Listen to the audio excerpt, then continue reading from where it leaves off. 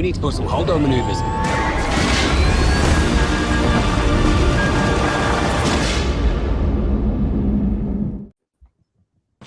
That was a quick 30 seconds. Yeah, it was. Hello, everyone, and welcome to another episode of the HOLDO Maneuver podcast. This is Mark again here with you, and then Mike. As always. And if you guys haven't listened to this show before, we are a podcast that talks about everything that we like about with Star Wars as dads that are trying to fit it into our very busy lives. And before we start the show with some very special guests, Mike has something that he wanted to ask us all. Well, how does Chewbacca prefer his oatmeal? Anyone can answer. Lumpy. Lumpy indeed. Oh. You comedy writer. Sorry to ruin the joke. Should have known we wouldn't get away with it. Sorry. I'm like, is it gonna be lumpy? I mean, Yep. yeah, I guess it's lumpy. Yeah. It might make him itchy. I would say itchy. I would have said chewy. He prefers a chewy, but We did a similar one where Han Solo likes his steak chewy, so we kind of okay. There you go. couldn't reuse it. Or you're just done a really bad one. We're just like, he likes it Marla. Yeah. Chicken He Marla. likes a kashyyyk. But yeah, if you guys are watching right now, as you can see, we have us with us this week, producers Kyle Newman and Adam F. Goldberg, who are the producers of the new documentary, A Disturbance in the Force. So thank you guys for joining us this week. Really appreciate you coming. Thank you for being here. Thank you. I'm retweeting right now that we're live. There we go. Oh yeah, and I think this is also the first time that we're streaming the live stream to Facebook and Twitter. I will not call it anything else other than Twitter, because that is what it is called. Thank you for having us, because we're very excited about this doc. It's been 3 years in the making, and Adam and I always try to bring Adam stuff. I always want to collaborate with Adam. We go back almost like 30 years from our NYU days, and so this felt like a nice continuation and Star Wars vibes of where we left off with Fanboys. So it was fun to collaborate with Jeremy again too, because I worked with him on the Raiders, the story of the greatest fan film ever made documentary. Highly recommend both of those movies as well too, if people have not. Thank you. And a quick aside is that this will show how long ago it was. When I worked at Blockbuster, I don't remember what year it was, but I was putting the DVDs out, and I was putting this Fanboys copy out, and I saw that it was autographed by you, Kyle. And then I remember, I don't even remember what year it was, but I sent a tweet. I was like, did you autograph random copies of the DVD? And then I was like, oh, cool. Because I remember 2017 you wrote me. I think I did a signing of Fanboys at a Blockbuster in like the San Diego area. Nice. Yeah, it was just randomly in there with like new copies of DVDs that we're putting out. I was like, does it like printed? I was like, no, that's like signed. That's mine now. I was like, yeah, since I was the manager at the time and I was the only one working, I put it aside. I was like, I'm going to buy that. Nice. That's I mean, you go on eBay with that Kyle Newman signed Fanboys DVD, you're going to get at least less than you paid. Well, yeah, definitely for the year and inflation, but maybe I don't know. $3 for a DVD? Oh, I'll take that all day long. Nice. And really quick, I wanted to let you know, Adam, that I know it was a very short-lived show, but I was a huge fan of Breaking In. Oh, that's awesome. One that was on too. So thank you for that show, even for its short existence. Thank you for being the one that watched it. I appreciate it. It was awesome. That was a great cast. That was it was such a great cast. It's how I met Christian Slater, one of my favorite people on the planet. Brett Harrison. We had an awesome cast. And yeah, I don't even know where you could find that show, but for Star Wars fans, I will say this: tons of Star Wars all throughout that show. And the finale, I had found out that we were basically canceled, and I still had to shoot the finale. Oh, so I just went so hard at it, and I recreated the Death Star, and they have to break into Martin Starr plays a guy who's obsessed with Star Wars. His house is designed after the Death Star. They have to break in and take back Chewbacca's suit. And I had Peter Mayhew on the show, and we did lightsaber battle. I mean, it is the craziest finale, TV finale that no one has ever seen. So if you love Star Wars, just watch that finale. It's wild. Wow. It's crazy. $3.79 on Amazon. Oh, there you go. But yeah, so starting off again, thank you guys for coming on. And again, the name of the documentary is "The Disturbance in the Force: How the Star Wars Holiday Special Happened." Mike and I last year talked about the holiday special itself. Oh, glory. Yeah, so I wore this Darth Vader holiday sweater last year. Same outfit as well. I wear it all the time. But yeah, when I first saw that this documentary even existed, I was very excited to check it out. And then when I saw you two were involved among many others, I got even more excited about it just because of like both of your past involvement with Star Wars related things, whether it was Fanboys or anything else that has the name Star Wars on it. But the one thing I did want to say really quick too is that for where you were shot some of the interviews, I really loved that you shot some of them at the Scum and Villainy Cantina in LA, because it's just like a good backdrop for that, and that place is pretty cool too if people haven't checked it out. Yeah, J.C. Reichenberg let us shoot there, so we did shoot Seth Green, Bonnie Burton, Taron Killam. Beautiful location. You can see like the they have the, just like in Callum's Cantina, it looks like IG-88's head. They've gone down to those details. You can see his head in A New Hope there. Beautiful location. If you're in the LA area, you should absolutely check it out. For a while, they had a drink. I don't drink alcohol, but he made a drink. It was like Kyle Newman drink. I'm trying to think what it was, but it was something to do with Ben Quadraneros, I think. Nice. Here, my tiny brain was like, these guys have cool houses. I didn't even think. Yeah. Well, I mean, a little known fact. Maybe I'm incorrect about this. Speaking of Ben Quadraneros, I believe Kyle is responsible for the Ben Quadraneros Kenner action figure. Yes, there is an action figure book, and made by Daryl DePriest is one of the guys who ran the Star Wars Hasbro line. And in the anecdote about the Ben Quadraneros vintage style figure, he says this happened because of me. And so sometimes when I'm at a Star Wars celebration or something, people will bring me their Ben Quadraneros to sign.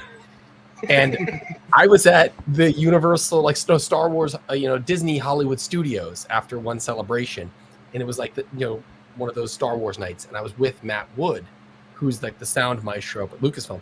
Matt voiced Ben Quadraneros, so some guy tracked us down and had us double sign Ben Quadraneros. And a little known fact, I got to play a Toong, which is Ben Quadraneros' species, his race of people, in an episode of the Clone Wars. The episode never came out because it involved the death of Cad Bane. Wow.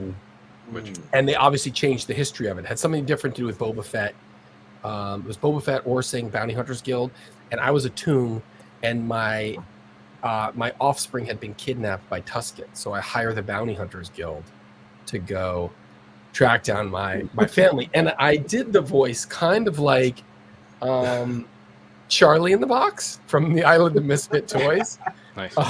It was pretty amazing.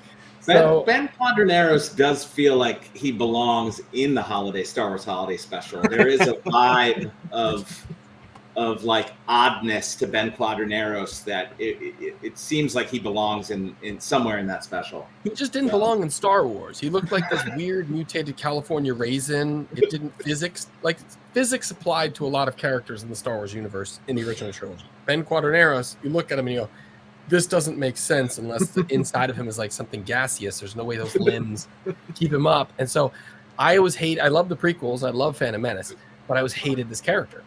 And then I think I said somewhere he was my least favorite character, and then he had to become my favorite character. And so somehow it became this joke. And at all panels, I would always ask Dave Filoni. I would get in line for the questions at Comic-Con or a celebration. I'd be like, Mr. Filoni, or I would send up people. And they'd be like, everyone here wants to know, when will Ben Quadraneros make it onto the Clone Wars? And he would get so frustrated. He's like, is Newman out there? Is Newman making it? He was so angry because I would like Shanghai his panels about this terrible character. And then he did put Ben Quadraneros, I think it was season 6 or 7 of Clone Wars, Anakin has a pod racing poster in his bedroom in the Jedi Temple, and it's of Ben Quaternaros, the pod racer. It was like somebody he looked up to. Man. Yeah. So I think we've lost every listener now, unless they love Ben Quaternaros. So there's someone out there that has to love Ben Quaternaros. Yeah. Was that the episode that you were talking about with Cad Bane dying? Was that the one that was supposed to show like how Boba Fett got the dent in his helmet, or was that? Yeah, they have a duel, Boba and Cad. It was a 3-part thing. So they put out all the other episodes from the lost season, but those 3 remained permanently lost because they were doing some changes to the canon. But I haven't seen some of the other Cad Bane. We have huge Cad Bane plans. He's going to be live action, and then he'll just get killed. That was a bummer. Well, they brought Darth Maul back how many times? Like, come on. Yeah, maybe you can be live action version. Yeah, I remember I told Samuel Jackson when I was working with him, I put the idea in his head. I'm like, Darth Maul got cut in half and all these other punks come back. You lost a wrist. And then you jump, then you fell down, you probably landed. He's like, you're right, I should be back. And he was like very agitated. He wasn't. And I'm still hoping that he does come back. He makes some type purple of lightsaber just cost too much money. Yeah. Purple's too expensive. Look, yeah, I guess kind of speaking of that too, what for both of you, what was like your first Star Wars memory, and like how did you first discover Star Wars, and how did it like come into your life, I guess? Kyle, you go. I'm curious. All right. I just remember like going to like a drive-in or something, or being in a parking lot after seeing Star Wars late in the summer, maybe early fall of '77, when it was still around, with my family, my extended family, my cousins. It was like this crazy energy. So we had all these maybe 15, 20 relatives in the parking lot. Everyone was like, oh my God, we love this movie.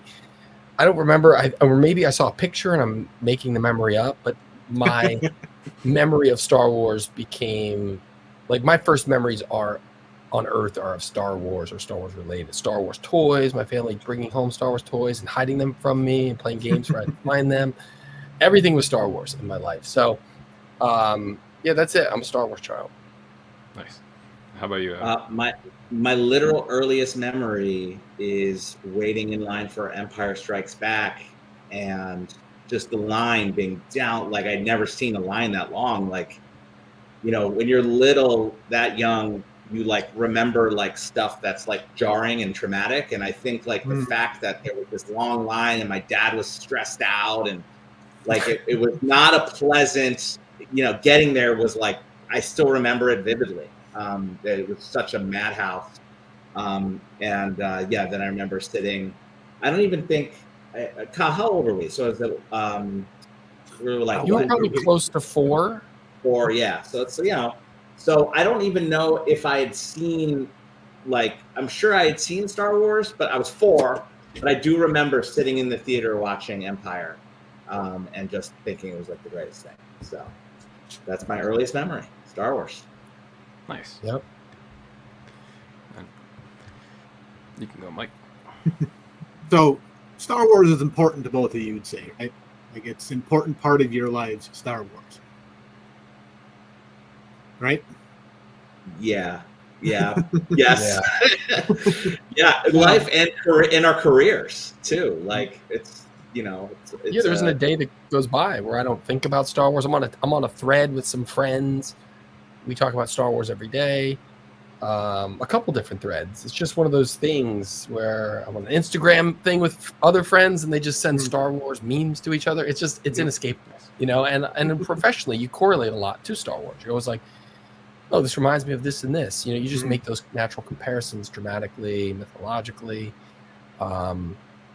It's permeated our culture and definitely my life. Yeah. Yeah. We I went to NYU with Kyle, and there's a couple friends that I have where like the reason we're friends was Star Wars. Like, I think, when Kyle and I were at NYU, like, that was Pulp Fiction, which had just been out, and like everyone was really into Tarantino, and like, Star Wars wasn't really a thing. And I kind of found 2 people, Kyle and this other guy, Jeff Yorks, who I credited the Muppet Show with, And like Jeff bought Phantom Menace toys, and he cleared out all his clothes, and he and his roommate Brian K. Vaughan, who's a big graphic novel writer, literally their entire closet was Star Wars toys because they were investing. They're like, we're not going to miss the boat this time. So they and I still ask Jeff, I'm like, where are all those toys? You moved your clothes under your bed. Like, where's, and he's like, yeah, they're all just kind of like in a closet at home. Like they're with the Beanie Babies. Yeah, with the Beanie we had Babies. Jeff. I remember it was like the Hasbro line was coming out again, the Kenner Hasbro line with the over sculpted figures, and Jeff and I would go. There was right across from NYU. There was like a KB or one of those stores right on Broadway, and we would go in there and check, and then we would make these pilgrimages up to FAO Schwartz, and it would take like 45 minutes to get uptown in the subway, and you get in there, and there'd be like one overly buff Luke hanging there, and you already had it. You're like, oh God, you have to go back 45 minutes, and it was before the days where you could just go check a store's inventory. You had to like go make pilgrimages to these places. But he and I would go to these places and try and track the resurgent line of action figures down. And they were brutal. Those are horrible sculpts, but you still had to have them. So at what point did you decide we got to talk about the holiday special and find out how it came to be and all the behind the scenes of it?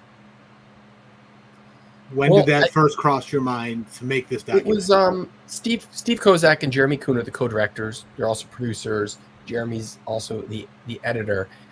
Steve had a line into some of these veteran television luminaries. His father had been an agent to Bob Hope, and he grew up knowing a lot of these people, like B. Arthur, etc. He then began this process. I think his first interview was Lenny Rips, and I don't actually know when Jeremy and he like officially started working on it together. But then Jeremy reached out to me, and we had done Raiders together, and he was like, "Do you want to get involved in this Star Wars holiday special?" I said, "I'm in.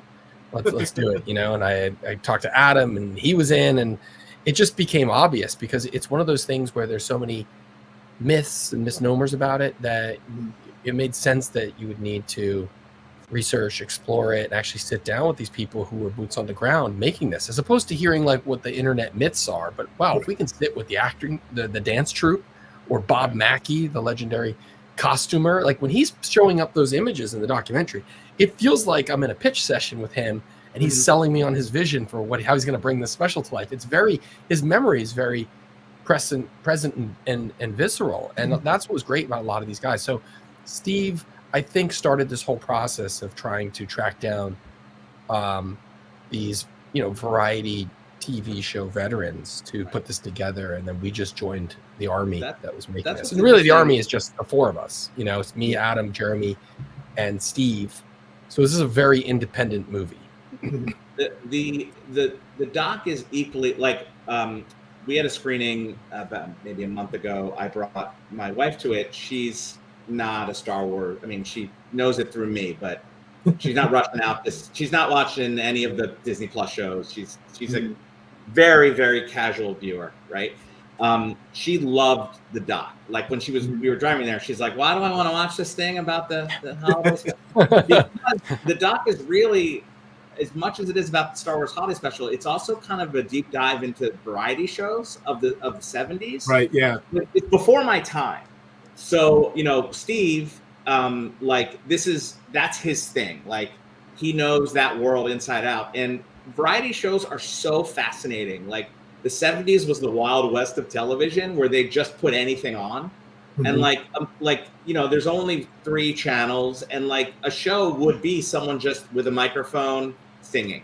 That's it. Yep. So it really is a fascinating kind of like time capsule of the 70s nostalgia and just TV when TV was like figuring out what TV was. Right. So yeah, it's a really, it really kind of dives into something that I think if you're, in your 45 or under, you don't really know much about, which are these like old school. The only one I really knew was the Brady Bunch Variety Hour. That was like the only one I knew, which we get That's into. the one I know. Yeah. I'm under 45. My parents grew up in the 70s. They had the Variety Hour on VHS, and we watched it as kids for some reason. Yeah. Like, I don't understand what.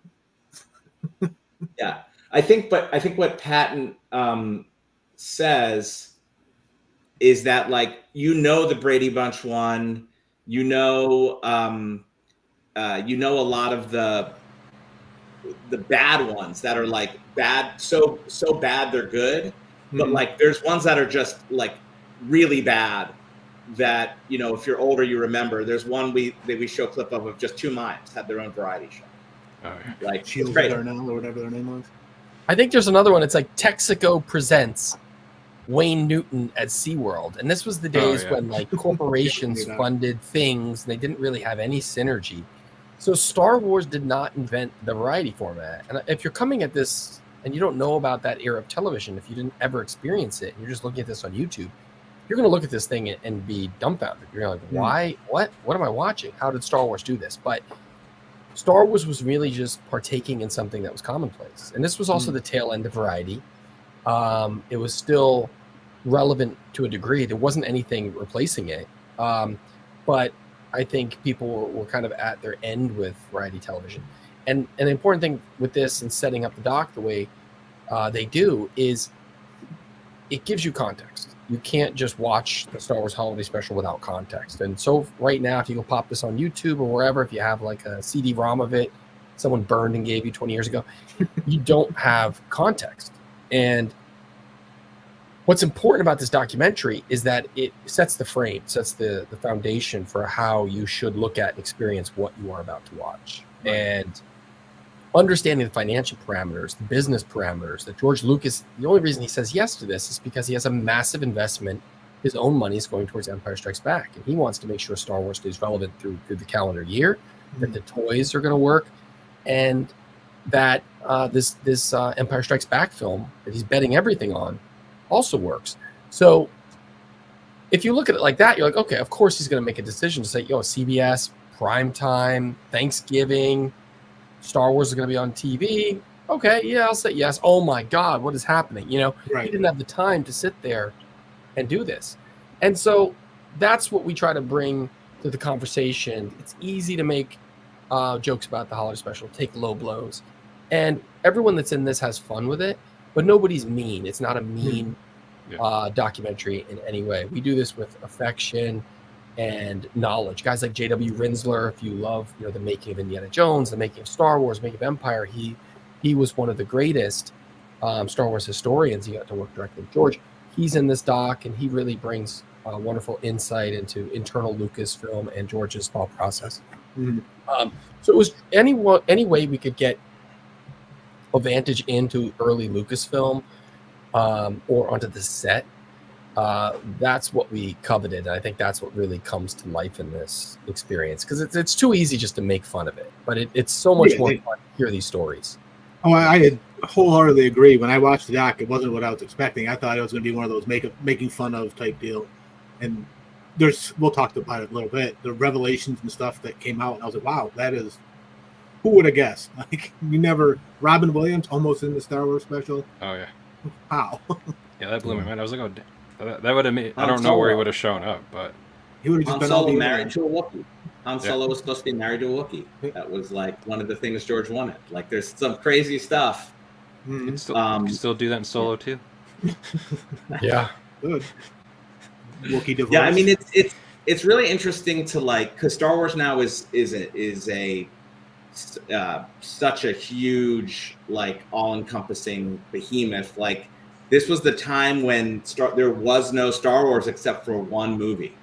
So it's really fascinating to see, like, how this special happened, and it's so bad. And the fact is, you can't even really watch it. It's unwatchable. Like, you want to watch it, but you end up fast forwarding through it because it's just terrible. So, like, this doc is the best way to watch it because, like Kyle said, we give, we have comedians commenting on it. We give all the context. We explain how this happened and why. And we just pick the best moments of the doc that you can kind of enjoy. And we have a version of it that's never been seen before, that just quality wise. The only versions that are out there are like triple, When I watch copies. it's horrendous. and this is just so clear. It's so like just like first airing. So yeah, and I think that comes from one of the producers, his 1/4 inch, a 1/2 inch master. It's really, and then you can do cleanup on it, which no one's really spent the time to clean it up. So you do see these degraded versions, proliferated around the internet. And so having this version to work from, and then being able to do some, historian type care on it, I think was important. So if you are watching this thing, it looks better than any VHS or any DVD you've ever been, handed. That's what's really cool. I know there's people that have asked, lots of people, at companies that make Star Wars, saying, how does this look better than anything we've seen? They hid it from George Lucas. He didn't get his hands on that one. George was like not letting anybody play with his copy. It's not sitting up there for perusing purposes or historical purposes. He's just like, no. So our copy was pretty good. I think we work from 2 copies because not every copy just across the board is great. Sometimes there'll be a scene that's better in something else, and then Jeremy would clean it up. So we kind of have to you can't just apply a filter to one of them and make it look good. You kind of had to be like, all right, this scene in the Wookiee house looks a lot better here, and this one from this version looks great here, and then you jump around and piece them together. Nice. Now, speaking of the holiday special, do you guys have a favorite part that you watch and just got to see all the time? Like from it when you first watched it to now, something that's just in your head. I love that part. For bonkers ability, like bonkers level, I always just go right to, I'm always like, oh, you've never seen the Star Wars holiday special? Sit down. And I just go right to Diane Carroll and VR Wookiee porn. And people are like, turn it on. What are you doing? What? This is not real. Like they don't believe that it's real. And they're like, stop, just stop. What? Stop. This is not, how could this be on TV? And they cannot believe. I can't believe. I don't think anybody in the world can believe. It's really weird. It's very bizarre. Silverbacked haired. You guys didn't have grandpas in the living room watching in the VR living porn? room, and he's like watching this stuff over and over. He's rewinding. So ahead of his time. Yeah. He's like, you know what? People are gonna be watching porn in their living room. Put the headset on. I don't know what he was saying, but he was right probably. He's probably right. That's the sad part. And we all know what genre of music he was listening to. So obviously the Boba Fett part. Yeah, that's what I was going to say is like the first appearance of Boba Fett, super cool. We did a Goldbergs episode about the holiday special, which is some of the footage is in the doc, and that was kind of the ending of it is sometimes you have to find the good in everything, and it's Adam's favorite character, so it's not all bad.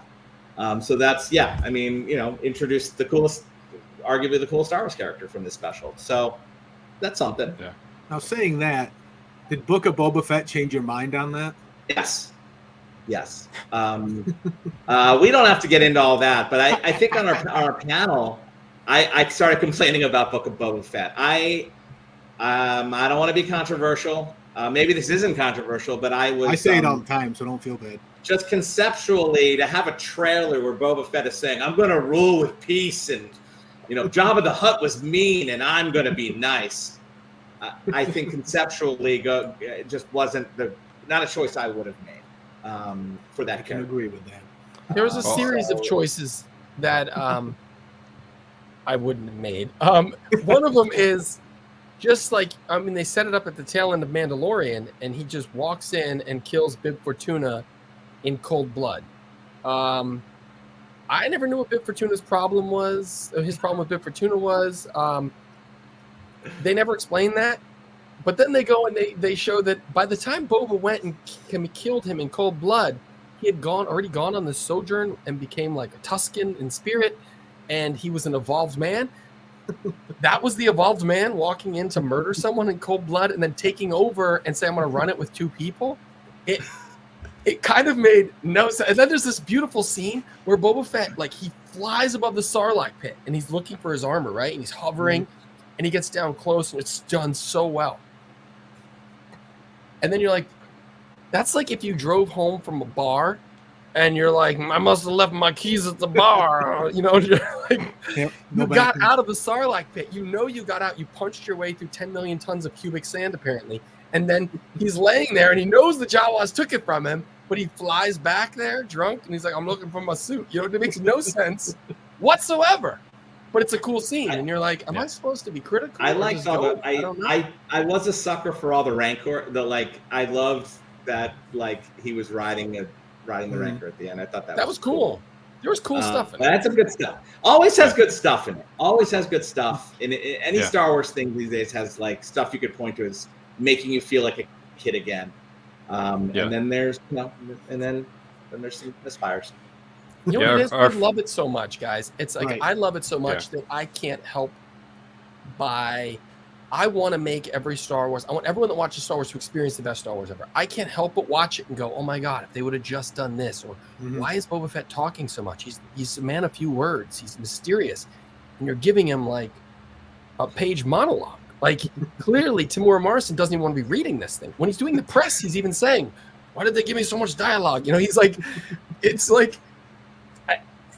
I don't know. I just wish that they would sit and take a second day, like a weekend. Just take the weekend, read it through. Second drafts are cool, guys. You can do a second draft. No, that's not fair. As someone who makes TV, like, and had success and failures in TV. Okay. It's there's so many people, especially on a huge thing like Star Wars. Like every show you start with an apple that you love, and then when it goes on the air, it's like a rotten orange. Like so many people weighing in, giving their opinions. Like the real success is that it even gets out there, because something with Star Wars is so guarded, and there's so many people giving their opinions and weighing in notes. I don't even know how at the end of the day they could even agree on anything. So, I think I do think care and love goes into it, but you don't know. It's like, but is that the future, Adam? Is that what we're faced with? That this just Star Wars by 40-person committee? Well, I mean, that's in that case, I'll keep watching Next Generation reruns. You know what I mean? It's Star Wars better be the gold standard. It better be the benchmark for the best entertainment, TV or film. It's got to be, if you're making, popcorn fare, it's got to break new bounds technologically, and it's got to have that spirit of innovation. Here's the problem.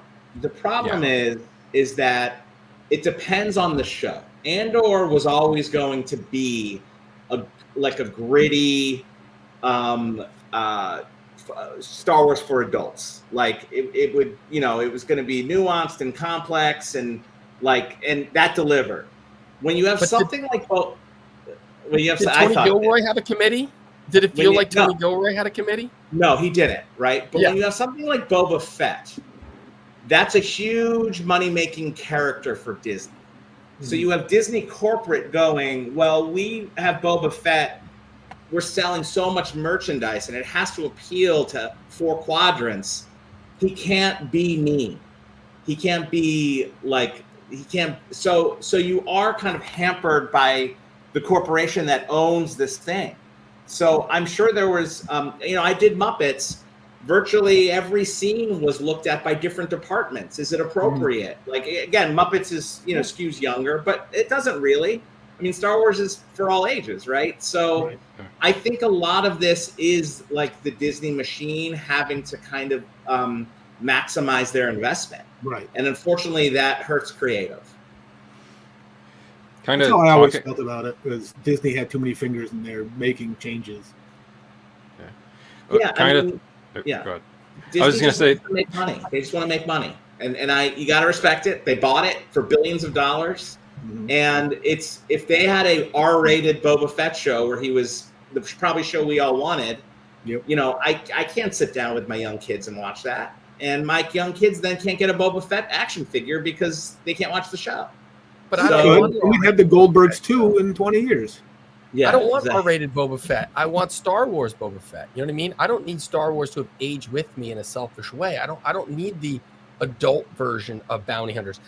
Give me the tone of bounty hunters from Empire Strikes Back. Give me that Boba Fett, and take the time to get it right, because it could have led to seasons 2 and 3 if they did it right. It could have led to more toy sales. Not saying it's awful. I'm just saying it's not what it is, as good as it could have been.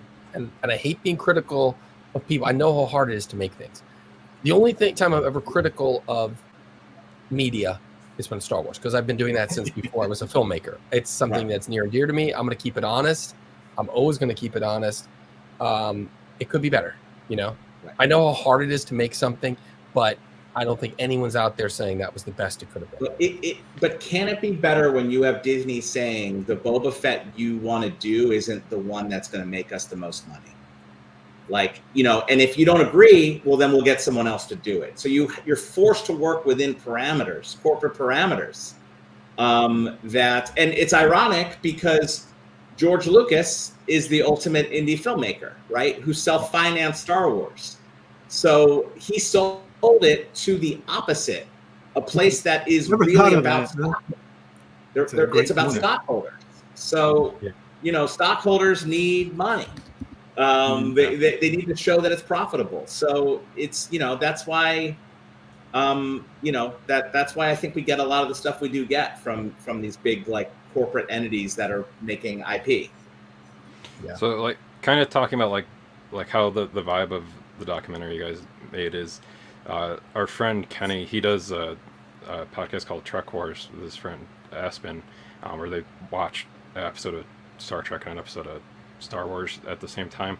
Well, not at the same time, but and talk about both of them. But they got a chance to see like a screening of this in Austin, I believe, last week, and his review of it was basically kind of like what my thoughts of were after I watched, where it was like that the documentary is a really nice commemoration to a lot of people that did the best that they could. It's a reminder of how things used to be before we decided to make all of our media grimdark, and a reminder that TV has been disposable for a long time.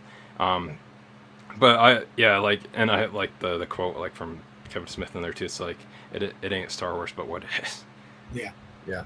But going off the point of independent filmmaker and like pleasing the mouse, if you will, if Lucas had come out and been like, the holiday special is what it is, and just kind of owned it a little more, would we be talking about it right now? Yes. Or was his? You think so? No. Of it I think we talk about all Star Wars. You know, I think it's almost there's a it's so big that there are probably not the same magnitude, but it's 45th anniversary this year of the special. And I don't think anybody lets any part of Star Wars die. I mean, maybe the Ewok battle, Endor and Caravan of Courage don't get their moment, but it is so intriguing and off in so many ways that it would probably, even if they released it properly, it would still have these people being, oh my God, this is bonkers. I don't know. I think here's what I think. The fact that there is Star Wars, like the reality is Star Wars fans know about this thing existing, but I can't tell you how many people like, hey, I have a doc coming out about the Star Wars holiday special. And they're like, what's that? Like, no one really still knows what this is if you're not in like Star Wars, if you don't speak Star Wars, right? So the reason that that's the reason. If George had embraced it and it was just a thing, it's like you're in the cool kids club. If you've seen it, if you know it, if you could joke about it, like there's just like a little kind of inside coolness to it. So I think that's George making it this taboo subject is what makes it kind of cool and inside. So if he had embraced it, I don't know, it would have that specialness that like, you know, you're like in a club where you've seen it and you've had to suffer through it. So I think, and by the way, like, I still dream of Lucasfilm embracing the doc and buying it and putting it on Disney Plus where it belongs. It belongs with all the other Star Wars content.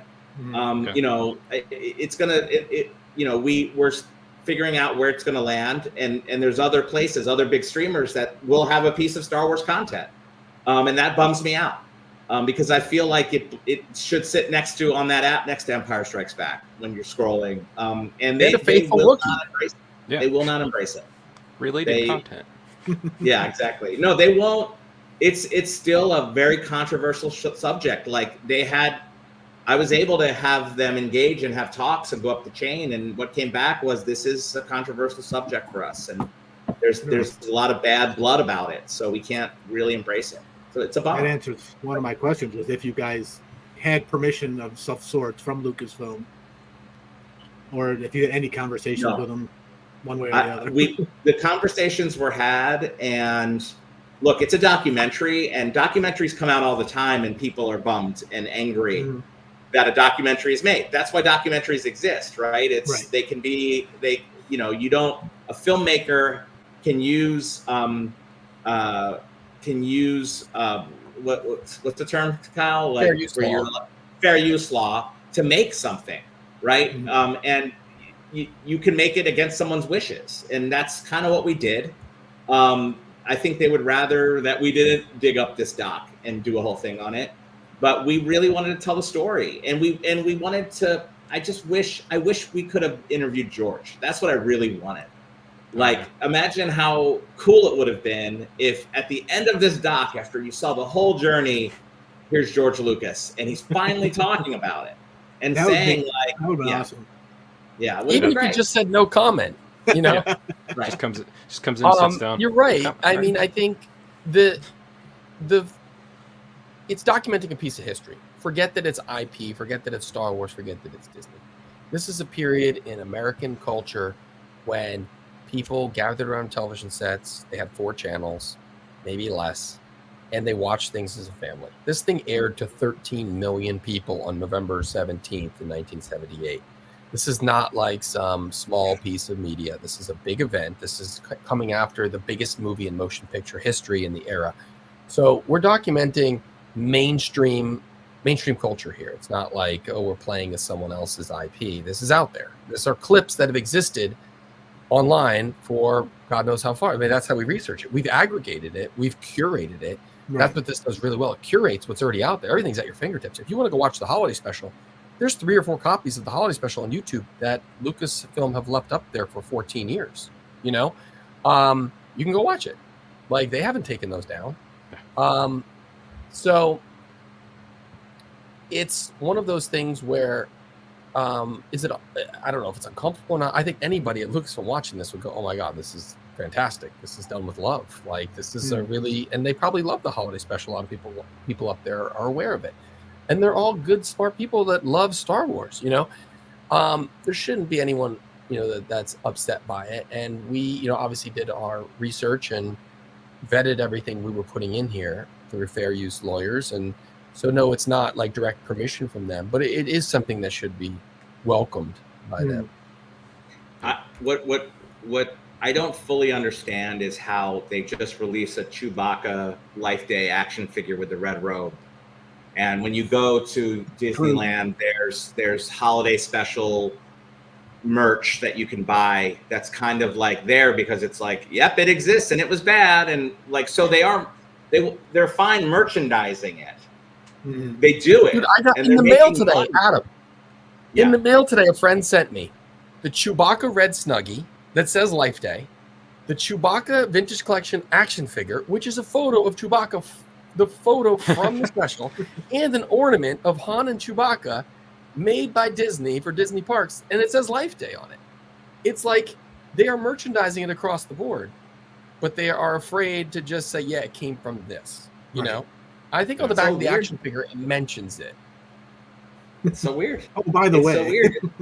It's like, so it's controversial and you can't do this, and we don't want to get behind the doc, but we'll also make money off. Like, I don't understand. But we're fine, putting it on a Snuggie. Like, it's kind of like Song of the South, but not like, as as far as controversial as that is with Splash Mountain and whatnot. It's like, it seems like things are lightening up. I mean, they have, they've done the Lego holiday special, Star Wars holiday special. They've done, they've referenced it in Mandalorian, so it's almost, it's canon at this point. They talk about Life Day in Mando, right? Like season 1. The pilot. In the pilot. So it's canon. That's even canon now. So it's like, I don't understand, why can't we just all agree that it doesn't really work, but it exists and it's a thing. I agree. Bizarre. Put it out there let everyone make their own decision. Like, also by putting the doc in a portal like Disney Plus, it then may force them to put the special itself out there, which they don't want to do. I don't know. But regardless, we love Star Wars. We have a really positive, good intentioned take on this, and we really do bring together these voices of an elder generation of television, these elder statesmen, writers, and directors that brought this thing to life, that did their work, and it's their time to tell their story. They went to work, they did their job, they wrote this thing, they directed this thing, they danced in this thing, they costumed this thing, they were the cinematographer of this thing. Why can't they talk about it? I'm the R2 operator, I'm going to talk about it. So you definitely had great interviewees on there. It's people like, you gave them their moment and you gave them their chance to just talk. When you do those, like when you get the people you interview, did you have a list, like a must-have, be great to have type thing going? Outside of the obvious. Well, Jeremy had said, his perspective, I know he's reflected in Q&As we've done. He said for him, in the celebrity bucket, he really wanted Kevin Smith and Seth Green. And, Adam really helped bring Kevin Smith to the table, and I helped bring Seth. And these guys really wanted to speak about it because they love Star Wars. They don't hate Star Wars. They're not going to be mean. No. Seth had worked with George on Detours and Star Wars Robot Chicken. And so he got to know him, and he has a very disarming relationship with him where he could just, find out. And he personally had asked George about the special in the past, and George had given him some interesting answers. And Kevin, he's outspoken, but he's not mean. He loves everything. He loves Star Wars across the board. And he had a good personal experience with it. And Jeremy wanted them, and we got them. And I think in terms of the old generation, it was like them doing the research and each interview leading to someone else, who you talk to is so-and-so, they were the blah, blah, blah, and so it was a lot of word of mouth, and you pick up momentum and you start, more people come out of the woodwork and then they want to talk to you. And so it took 3 years to get this thing from first interview to where we are now. But like anyone with close ties to Lucasfilm could not, was scared to or we get no response. Like, we would have loved to have Favreau. We would have loved to have had Filoni. We would have loved to have had Mark Hamill, any of the actors. But there is... Mark watched it and liked it. Mark really liked the doc. Yeah, I mean... So footage I was going to ask if the footage at the end was for the doc by Mark Hamill or... No. Mark didn't sit with us, and he has an agreement with George where he's like, I'm not going to talk about it. But he did check it out, and he was positive in his response. But I think for him, it was like, look, I have this, I'm not supposed to talk about it, And he brings that up in the doc in different interviews. He always says, why don't we talk about it? But he's honorable. He's a good guy, and he's just like, it's something that was not George's favorite subject, so I'm not going to go and... And I'm sure that extends to Favreau. And if you're working in that world, creating the new content, it probably looks shitty if George Lucas watches and there you are talking about his failure. So I get it. So yeah, we didn't get any of those people. We didn't expect to. We definitely tried to take the shot. Oh yeah. I feel like we were close to getting Mark because he really liked it. And and we never asked George though. We never even tried. George is retired. Yeah. I was afraid to ask George because then he knows about it and shuts us down. Good point. That was the fear. And it works without George. I think it's when you get to the end of it and you analyze this thing and you do the forensics on it, he wasn't around much for it. We have our best estimation of conceptualization, the writing phase, and then, as everyone says, he was gone after that one-day session. They didn't. The Lucasfilm rep says he didn't see it till they all saw it. Right before it aired. But so my favorite. Yeah. My favorite part of the doc, though, is I think it's Lenny that says, I've made a lot of good stuff and I've made a lot of bad stuff in my career, and I keep my name on the bad stuff. I'm happy it's on the good stuff, but I keep it on the bad stuff. So there is that conversation we have, which is he took his name off this thing. And that's a big move. Mm-hmm. And I think that's a cool moment where you have basically the showrunner or one of the writers is just saying, like, it's kind of messed up he took his name off. As bad as it is, like, you don't do that. But George did say, he's like, if I could take my name off the bad stuff, maybe I would. Right, that is true. He does say that too. I love J.W. Rinsler also saying, the fallout from this was nobody was fired. You read reviews of it after we show some of them. People like called it successful. It just didn't air again. It just didn't have any cultural moment. It didn't stick. And so it's not like George went through and fired everybody involved. He just disowned it. That was all. He just didn't air it again. He didn't have to. There was probably nothing in their contract to do it, or maybe it was a CBS thing. We never got to the bottom of the business decision to never air it again. CBS spent quite a bit of money. You would think maybe they would have tried to air it once or twice more. We know it did air 6 times in Australia, subsequent holidays, but they probably just did that illicitly. We don't know, but I don't know. Maybe he called them and said, "Please don't air this again," and they honored it. Maybe nobody was proud of it, but like, it's not like he went through and cleared everybody out of Lucasfilm that touched this thing. And ultimately, it's not about that. It's not about pointing fingers, really. It's really like they set the ball in motion. These people came. They came to set. They did their job. I dressed up as Walrus Man. This is how hard it was to dance with B. Arthur. I couldn't even see out of my thing. I worked for 24 hours. I love the one guy. He's like, I was on set for 24 hours. They wouldn't let him leave. And he's like, then I watched it. And I was like, I could have done that in 1 or 2 hours. Like, what took 24 hours? It's like, these are people that were like in the costumes and stuff. Must have been exciting. You're Jefferson Starship, and you get the call, and you're going to be in the Star Wars holiday special. Oh yeah, I'm sure. Yeah, I like. And then you're like getting your outfit, and you're like, oh my god, we're the coolest band on earth. And then you're like, oh wait a minute, what just happened? Starship hyperdrive. All right, So it was also just that era. Things were weird. People tried things. I think Patton said it. It's like there was no rules, and we tried stuff. It failed. It didn't work. Move on. Act like it didn't happen. Yeah. Now, like, while you were making it, did you go into making the documentary with one kind of like narrative in mind, and like as it was being made, that kind of narrative structure changed during that time, or was it always kind of like you had like one through line that you wanted to do for it, and it kind of stayed that the entire? It was a fairly chronological through line, I think, since Jeremy O was pitched it. One thing that I would say became more pronounced, maybe not more pronounced, but maybe more in my mind than it was, and it's great that it takes on that grandeur, is the explanation and dissection of 1970s American television. So if you're a foreign person, you're watching this, you don't understand, you're like, oh, okay, there's a lot of this weird stuff on TV. And that was the only way to promote your thing. You didn't have TikTok, you didn't have Instagram, you don't have the internet, you don't have like Marie and Donnie avenues, and you just did this thing. You had 2 hours, and wow, I got 2 hours to go do a Star Wars thing, you do it.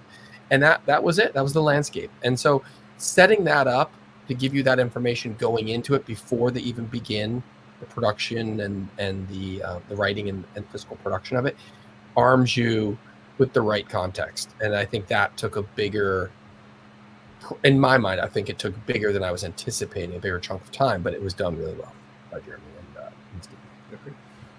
Nice. Now, in that vein, had this been successful or better received by anybody, would we have had more Star Wars specials like this? Do you think they would have kept churning them out due to the high cost, even though? That's a great question. I don't think so. Because it was really only a one-off to keep Star Wars alive between a huge movie and a big gamble of a next one. So I don't think there would have been more variety shows. This was just like an experimental thing to kind of keep interest alive. And the variety show was dead by then too. By 82, they really weren't doing it. Muppets and things like that. Marc on the Muppets. That stuff was around, but like but all that was still late 70s, early 80s. So like and the Muppet Show was kind of a commentary on those variety shows too. So So I don't think there would have been more. But look, you did get other 2 hour pieces of content. You know, Ewok, Caravan of Courage, Battle for Endor. Those things aired theatrically in like Germany. You've got The Great Heap, the droids and Ewoks. So that he was looking to extend Star Wars beyond the big screen. He was looking for these other venues. Holiday special clearly didn't work, and I don't think he was going to do another special like that. But as you mentioned earlier, there's the Lego Star Wars holiday special, which is an attempt to play with Star Wars and do a special. And then you've got the things that are completely in the vein of it that wouldn't exist without it, like the Guardians of the Galaxy holiday special is very much playing off of the existence of the Star Wars holiday special. There's so many ones that have referenced the Star Wars holiday special. So, but I think in terms of official Star Wars content, no. I know the Star Wars show attempted to do something like that. I think in 2016 with Constable Zubio and stuff. There's been nothing that's really like a 2-hour mainstream piece of content. I don't think they would ever really attempt that again in a traditional live action format. Right. Over the period of time that you shot this, how much footage do you think was actually shot? Like, because the documentary itself is like 90 minutes, but if you had to like guesstimate like how many hours of actual footage you shot for it, how much do you think you would say? Oh, I don't know. I mean, probably like 70, 100 hours, 80 hours at least. Yeah, they'd sit with these people for an hour or two, and there's probably 50 different people, you know. Did anyone not make the doc from their interview, or did you get some? There was a couple of people. The dance troupe is a family. So there were 2 brothers that were also interviewed. And the sister and the mother, I think they felt were the most compelling ways to tell that family's story, as the dance troupe, and their father, you know, I think was no longer around, but he was the one that partook in the Thief of Baghdad stuff, which was I was like, wait, this is amazing. Like that was the same. And here they are watching these small people dancing in a holographic way. It was really cool. I don't think there's anybody that was like wholesale cut from the film, but as we got more people like the festival cut, it didn't have Patton Oswalt or Bobcat Goldthwait or Steve Sansweet or Gus Lopez. So some of that stuff helped infuse the final theatrical VOD cut. So some people got pulled back a little bit to make room for these additional voices, but I don't think anybody was cut wholesale from the doc. There was like a 10-minute Gilbert Gottfried very explicit rant about Star Wars, like R2-D2's bent over and taken, you know, just like that didn't make it in. I don't think it's making the. Is this Gilbert's last thing? I was going to ask that. I think it's his last thing. Wow, that's cool or how it happened that they were at least able to get him in there. Oh, I mean, it's also A.W. Rinsler's last, I believe his last interview. And there's one other fellow who passed away as well. I'm going to blank on his name, one of the USC guys, I think. So there's 3 people. This was like, you know, that are no longer with us. So it's like, that's why we felt compelled to make sure that we did this sooner rather than later. And I think the impetus for Steve and Jeremy was we got to get these people because, you know, people's memories fade and people's willingness to do this. They were doing it during COVID and they were trying to be really respectful of that with very tiny 1 or 2 person crews going into places. Keep it streamlined, keep it guerrilla. And the movie was made extremely economically compared to what a lot of people do. What I'm really proud of is that there are no recreations, you know? We're not seeing like a reenactment of George on the set or in the writer's room. Like, I don't need to see that in my documentaries. I know that's a trend right now, and people are overspending. They're spending like $3 million on a doc. And you're like, why? You know, I don't understand. Like, make the theatrical movie or tell the documentary. I don't want like a bad hybrid version where you have not great actors reenacting. You know, so none of that was even part of the conversation. It was like, let's get these people on camera and let them tell their stories in a very disarming, honest way, you know. And I think there's so much comedy that comes from that just organically.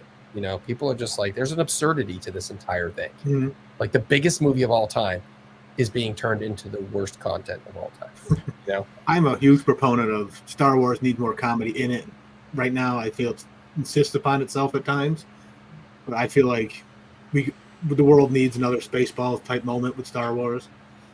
Well, I agree with you. Spaceballs is one of the greatest movies, and I remember I just dreamed of Spaceballs 2 for forever, and I realized that's just not going to happen. But Spaceballs is a classic, and what people forget is Star Wars is. People always talk about the samurai film. They talk about the Western. They talk about the fantasy. They talk about the sci-fi serial. They talk about all these things, this amalgamation of genres. But they forget that Star Wars also fully partook in screwball comedy. It Happened One Night is as much a model for Empire Strikes Back and the romance as anything else. I mean, you could use a good kiss. I just assume kiss a Wookiee. All of that stuff feels like early 1940s Hollywood screwball, like a couple up against each other that don't get along, and they're going to be on this adventure together and rub each other the wrong way until the goddamn it they fall in love. I mean, that was a big part of the tone of Empire Strikes Back. Everyone's like, oh, it's dark, and you're like, no, hold on a second, dude. It was a screwball comedy. Stop. Like, that's what it was. Like, interesting. And it's nobody wants to acknowledge all of the aspects of Star Wars. We just want to talk about the stuff that we think was cool, that is relevant today, and that level of comedy, that type of absurdity is honestly missing from a lot of modern Star Wars content. Yeah, I agree. And also, the new content isn't shot like old Star Wars. That's what's missing. It's like, go back, read the camera reports, look at this. What the Promise filter was George Lucas using in the desert? And when you're going to shoot the goddamn desert, use a similar lens. You can go rent the same old lens and use the same filters. But nobody does that. Everything looks slick. Everything looks like, modern EPK. It's just like, do the research and get it right, Yeah. I know Adam has to drop out. He's got to get going. Yes, we do want to thank you again for coming on, Adam. Kyle, keep going, Kyle. It's fascinating. So I do have a question for having me, guys. I appreciate it. Thank you for being here. Thank you for taking the time. Bye, everyone. Bye, Adam. And now we can really talk about it. Well, I do want to be sensitive of your time too, Kyle. So I'll just ask you like 2 or 3 more questions. Then sure. Mike had one that was very personal about something that you were wearing in the film that he wanted to ask you about. Okay. The Metalheads T-shirt. Where'd you get it, and can I have it? Oh, the Metalheads T-shirt. I got that about a decade ago. I'm trying to think where. I'm very particular with my Star Wars shirts, and I was like, I want that one right now. It might have been. What was it, Junk Food, or was that like a T-shirt line? It might be that. I'll email you. I'll look at the tag. I have some cool old shirts. There's a great shirt like Star Wars Night Crew, and it was Darth Vader, and he's holding he's got a nightcap and he's got a candle, and it was like a crew shirt. And there's another great crew shirt I had from Empire, and it was like the VFX. I think it was ILM, and it's Darth Vader in a hot tub, and he's like nothing on, but he's got the helmet, and it's the Empire's laid back. Those are cool old shirts. That one is another rad one, the Metalheads one. Nice. I have a good Chewy one that's like purple, and it's hard. There's a lot of bad Star Wars shirts. Oh yeah. I am very. That's why I don't own many. I'm very particular, and I don't want it to be just cheesy. The next question I have: you have Kevin Smith, Patton Oswalt, and Seth Green. Who is the king of the nerds in that conversation? Kevin Smith, Patton Oswalt, and Seth Green, king of the nerds. Or is there someone who's way bigger nerd than them? Actually, I'd throw Weird Al in there too, because Weird Al. I mean, those are all pinnacle nerds. They're very famous pinnacle nerds. I'm probably more of a nerd than all of them, unfortunately. And you are in the documentary too. Yeah, I have problems. Out of all those, you know what? I would say they're in all different ways. They bring something different to the nerd equation. Patton, I would say, just raw information. He is like a living holocron of pop culture in that way. Like those shows that we were talking about, like he has this amazing recall of all of that stuff, and Seth has tremendous recall of obscure animation and all that stuff. They're all like, Weird Al, in order to do what he does, he has to have this tremendous understanding of pop culture, and same thing with Kevin. So you picked some really good examples there. Because you think famous nerd, like just nerdy people, geeky people, like they're like the top 5 in the top 5. like of everyone's conversation. It's just like and you get Paul Scheer too is incredibly knowledgeable. Paul Scheer's yeah, I love his podcast too. The How Did This Get Made? So yeah. They probably did an episode, I would assume, at one point about the holiday special too. So I would say if you're doing like trivia off, it would probably be Pat. That'd be my guess. He seems like he just knows everything Yeah. from nerd culture, right on the tip of his tongue. Yeah, it's all like, yeah, I would say he'd be able to quickly recall like obscure stuff. Nice. And then the penultimate question is, what is like the favorite like collectible or memorabilia from Star Wars that you have, that like whenever somebody comes over to your house, you have to be like, I need to show you this, and you like walk them into it and be like, ta-da. He already told us the porn scene from the holiday special. No, I would say okay. It's the most recent thing I've got right now. I love the Chewbacca 3 3/4 vintage collection, Red Snuggie Life Day action figure. Thing it's beautiful. Anything that's on a classic Star Wars card, the 12 or 20 back, it's stunning. It's perfect. It's one of those things like in just product history, food, car, whatever. It's perfect. It's been emulated poorly and properly for decades. It's iconic.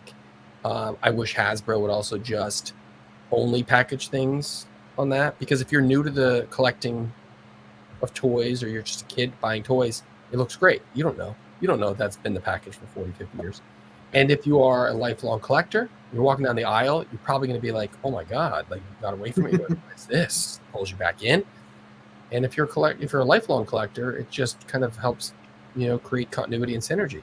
It's the perfect packaging. It's so beautiful you can't even take your finger off of it. And I got that one. I think it rings extra special because here we are making this documentary about this taboo, forbidden thing, and we're 45 years on. And ironically, right, the last thing was we're locking picture on the documentary. It was July, and Jeremy's like, "Man, I got a lock picture," and I was like, "Just wait." They had just announced this action figure, and I had some friends down at San Diego Comic-Con. I was in New Jersey, and I was like, "Guys, go to the Hasbro booth, ask for this person, try to get a picture. They'll take it out of the booth," and they let us shoot. It was the last footage for the doc was shooting that action figure on a friend's iPhone, because I was like, "That's." To me, is the Wookiee figurine standing there? Yeah. The 4 of them? That's cool. Though that one was shot a little prior. That was Gus Lopez. This was like shooting the new Hasbro figure. Okay. And that to me was the ultimate vindication. It's like, here we are 45 years later, and they're finally putting out this action figure with not the Boba Fett, not just like some random product like a Life Day mention. This is the figure from the special with a photo pulled from the special too. And they're making a toy of it, and it felt like it had arrived, they had taken it that seriously. And here we are, like locking picture on the documentary about it. So that's my current favorite. In the past, it's like, it's old vintage stuff, but it's not even about that anymore. For me, it's like, I like going to Star Wars Celebration and talking to people. It's like, the funds to collect at the scale you're demanded to collect to keep it up is impossible. Right. So you kind of have to pick and choose. And I kind of, not that I got away from it, I go to collecting sites every day. I just peruse what's coming. I Google over it all, but I don't collect it all because it's half the time that it's not distributed well. I can't find it. It's like, I'm not going onto eBay to do all this, but I keep up on it all. But anything that's related to the old classic original line, I like. Nice. Was there any discussion on those 4 Wookiee figurines on why Mala had nipples? Did she have nipples or was it just bumps? There's black dots on the tip of them. Oh boy. I noticed it on my second watching. It's a prototype. They were prototype mock-ups, so I bet by the time they were mass-produced, those would not have been present. Mike must have watched the 4K version. Because I didn't notice that. I'm going to screenshot it and send it to you. All right. And then like the last one is that we appreciated you and Adam coming on today, and then if you guys ever wanted to in the future, we'd love to have you come back to talk about Fanboys. This is, like I said, it's a very small movie. This is as independent as it gets. you'd be shocked for what the budget was in this movie, and here we are, we're competing. We're on Rotten Tomatoes is the second most popular movie yesterday, and it's right behind Killers of the Flower Moon, and today we're in top 20 on Apple. We're right behind Grinch and Die Hard. It's like nice.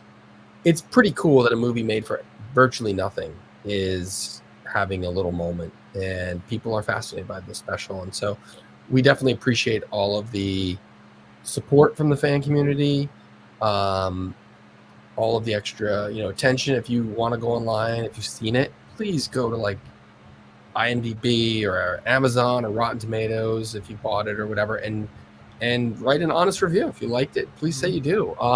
That all really helps because we are a tiny movie. There's no marketing budget behind us. There's no big wing of a studio.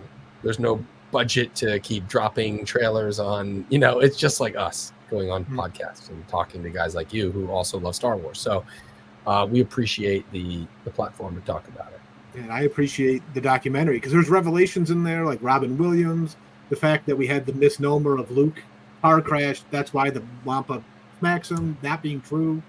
It's just there's different things you get from it. Like I didn't realize, because I wasn't in the 70s, the guerrilla marketing that happened prior to its release to build Star Wars to this huge thing. Like I thought it just was released. For me. I learned something. Yeah, I always ask people when we screen it, I'm like, did you learn anything? And the whole audience's hand goes up. I don't think there's anybody, even if you're working at Lucasfilm, and you think you know everything about this. I think you're going to learn something. Even stuff that's in the Star Wars Archives book by Paul Duncan, I think we debunk some of it. We're like, nope, that's actually not it. We talked to the writers, and they're like, I never touched that. I never wrote that. I'll be honest. I wrote that crap, but I didn't write that crap. Like figuring some of these things out that are, those missing links in history are vital just to get the story right. So nice. All right. So people can find all the info they want to about the film at disturbanceintheforce.com. I have it up on the video version of this if people are watching it. And then if people want to follow you or Adam, you're both on social. Well, I know you're both on Twitter. Here's Adam's. I'll give you Adam's right now. Adam, and you should follow Adam because he's always up to something cool. And if you've not watched it, I'm trying to find Adam's thing. His Muppets Mayhem show is one of the best shows last year. It's hilarious. There's a scene where like Animal goes to a job headhunter played by Ben Schwartz. It's absolutely hysterical. Adam is Adam F. Goldberg on Twitter. So you should follow Adam. He loves to talk about stuff and engage. I am Kyle_Newman on Twitter and on Instagram and on Threads, if Threads is still a thing. I don't know. I'm on Facebook. I have a Facebook fan page. So I'm always I'm around. I'm on the social media stuff and constantly putting out updates. And I just had 2 books come out for Dungeons and Dragons. One is a history book on the 5th edition of Dungeons and Dragons, a coffee table book, and the other one is a sequel to our New York Times bestselling cookbook called Heroes Feast: Flavors of the Multiverse. And then they turned Heroes Feast 1 into a cooking show, and that just debuted last month. That's on Amazon Freevee and Plex. Nice. So what a surreal thing, like a cookbook. I didn't ever imagine myself writing a cookbook, let alone becoming a TV show. And I'm in those 20 episodes with my co-authors as like a lore master they cut to. And so try to do lots of different things. And, I also I had a Taylor Swift video come out like a little bit ago. I do a lot of random weird stuff, but that's how I like it. Unpredictable, follow your heart, do what you love. Keep it fun. Yeah. And then, let's see. I lost what I was going to say. But yeah, so people check out Kyle's page, check out Adam's page. Watch this doc if you're any type of Star Wars fan. Or please rent it. It's like $4.99 or something like that. Yeah. And it is fun. If you love Star Wars, I guarantee you're going to laugh. You're going to be amused. Oh, it was. I watched it twice with ease. Like it was so easy to watch. It was so great. And Carl Prusser has a score. So if you really like, the score is pretty impressive because it's hard to emulate like a Star Wars sound, like a vintage throwback kitschy sound. And he's got a really nice score, and you can find the Disturbance in the Force score on Spotify and Apple Music. And there's actually a Charlie Lippincott track. He has his own song. Nice. And there's some beautiful stuff on it. So, he didn't have a lot to work with to make this score. But really nice too if you like listening to Star Wars-esque stuff and you just want to like zone out and do writing or reading or whatever, and you want that, this is a great addition to your library. Really nice. So check out Carl's score, and there'll be streaming details coming soon. So that'll be coming on the disturbanceintheforce.com. We don't have our streaming partner in place yet, but we're talking to people, and that'll be something coming, probably, middle next year, spring, May the 4th, we'll see. Not November 13th? No, maybe May the 5th. We'll see. Well, with that, Mike and I will do our closing. As always, we are grateful to George Lucas for creating the Star Wars universe. Oh my! Thank the maker. Yes, thank you. Praise the maker. Thank you, guys. Yes, Bye, thank everyone. you.